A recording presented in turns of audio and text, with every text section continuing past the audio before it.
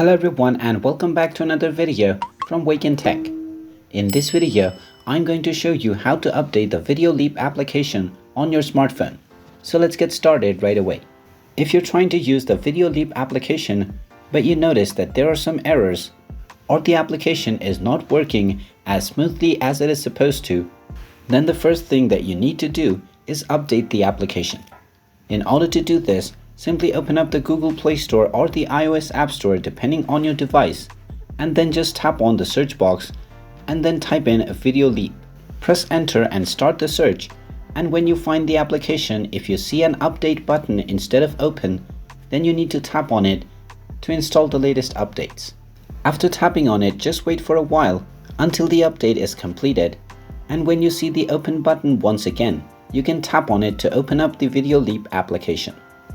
And now your Videoleap application will be updated to the latest version, and it will work as it is supposed to. And there you have it. That is how easy it is to update the Videoleap application on your smartphone. If you find this video helpful, make sure you hit that like button and subscribe to our channel if you haven't done so already.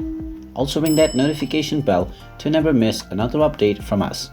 Thank you for watching, and I will see you again in the next video.